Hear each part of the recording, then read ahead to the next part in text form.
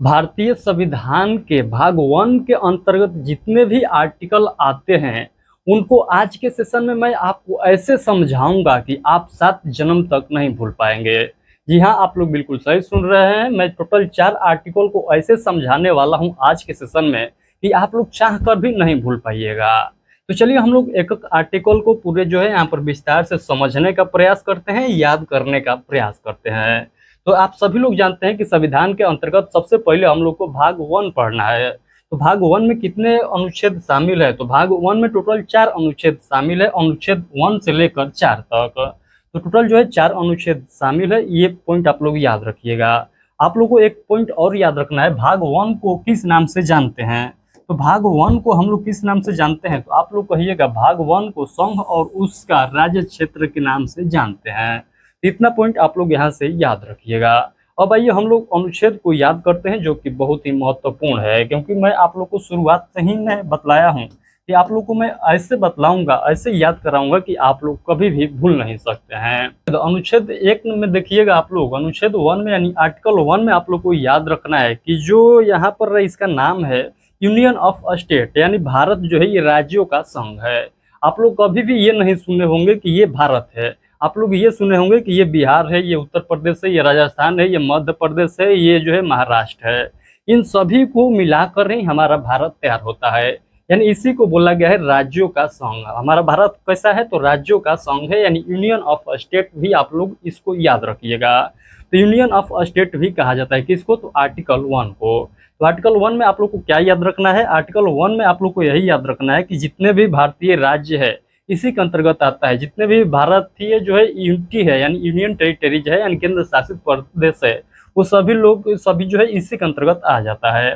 तो आर्टिकल 1 में 28 राज्य और 8 केंद्र शासित प्रदेश शामिल है। इसको राज्यों का संघ बोला जाता है। भारत का राज्य क्षेत्र इसका नाम है, ये भी पॉइंट याद रखिएगा।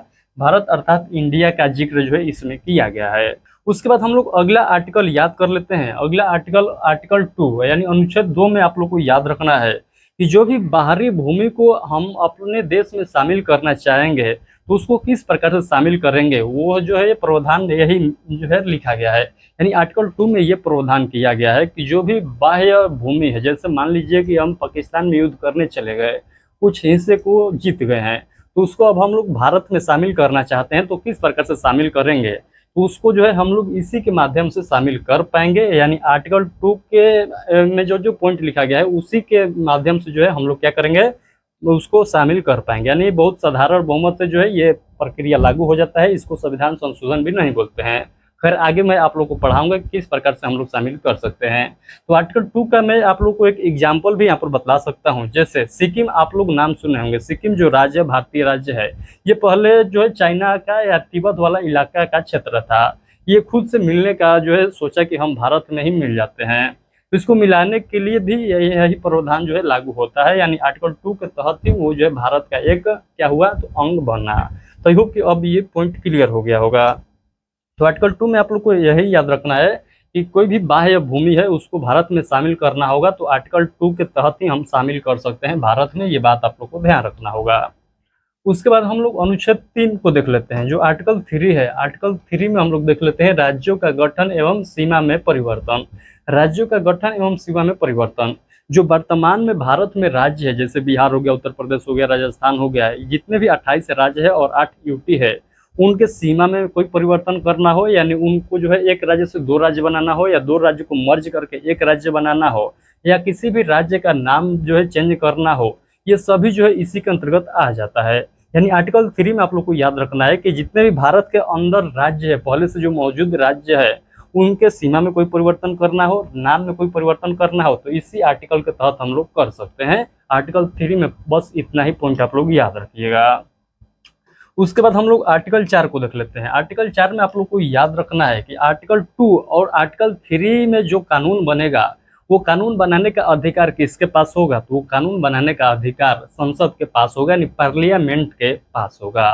तो आर्टिकल 2 पढ़े हैं, आर्टिकल 3 पढ़े हैं, इन दोनों के लिए यदि कोई कानून बनाया जाता है तो कौन लोग कानून बनाएंगे? तो पार्लियामेंट के द्वारा पार्लियामेंट के मेंबर है, उन्हीं के द्वारा ये कानून बनाया जाएगा। ये साधारण बहुमत से कानून बनाया जाता है। तो आई होप ये पॉइंट आप लोग को क्लियर हो चुका है।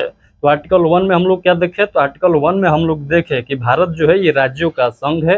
आर्टिकल 2 में हम लोग क्या देखें, तो आर्टिकल 2 में देखें कि कोई भी बाह्य भूमि को हम लोग अपने जो है देश में शामिल करना चाहते हैं तो इसी के तहत हम लोग शामिल कर सकते हैं।